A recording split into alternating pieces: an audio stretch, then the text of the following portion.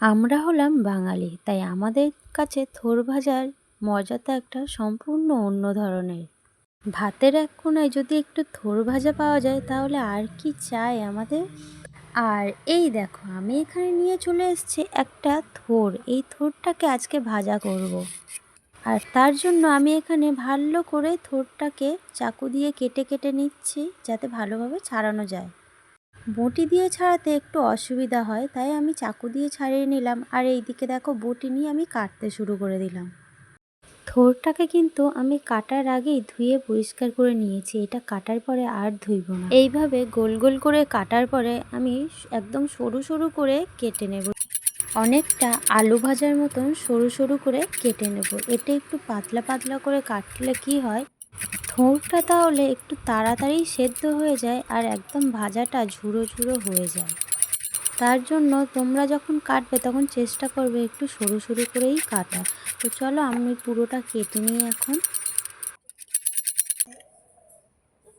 এই যে দেখো, আমার পুরোটা কাটা হয়ে গিয়েছে। দেখতে পাচ্ছ কেমন আমি পাতলা পাতলা করে কেটেছি।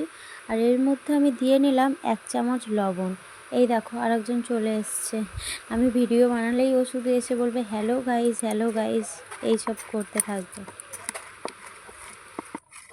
তো আমি এখানে এটা ভালো করে হাত দিয়ে চেপে চেপে একে মিশিয়ে নিতে হবে, থোড়টাকে মিশিয়ে নিতে হবে, যাতে এর ভিতরে যে জলটা থাকে সেটাই বেরিয়ে আসে। দেখো কতটা জল বেরিয়ে এসছে, এর শেষে কিন্তু অনেক জল বেরোবে।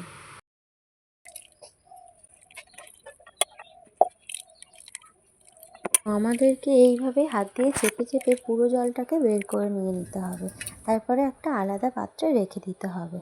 আর এই যে দেখো, আমি এখানে কড়াই বসিয়ে নিয়েছি আর কড়াইয়ে একটু তেল দিয়ে নেব। তেলটা দেওয়ার পরে আমি একটু তেলটা গরম হতে টাইম দেব, তাহলেই ফোড়ন থেকে সুন্দর একটা গন্ধ বেরোবে খাওয়ার সময়। আর এই যে দেখো, আমি এখানে দিয়ে নিলাম 2টো শুকনো লঙ্কা ভেঙে, আর 1 চামচ দিয়েছি সর্ষে।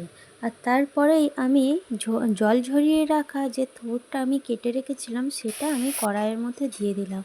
আর দেওয়ার পরে আমি কিন্তু এখানে নুন দেব না, কারণ আমি প্রথমে নুন দিয়ে রেখেছিলাম, নুন দিয়ে মিশিয়েছিলাম, তাই দ্বিতীয়বার আর নুন দেব না। নুনটা দিলে কি হবে, এখানে নুন তুমি যখন এটা খাবে তখন একটু বেশি লবণটা মনে হবে, তাই দ্বিতীয়বার আর লবণ দেব না। তো তারপরে একটু চাপা দিয়ে, একটু জল দিয়ে চাপা দিয়ে আমি কিছুক্ষণ পরে খুলে একটু হলুদ দিলাম। হলুদ দেওয়ার পর আমি ভালো করে মিশিয়ে নেব।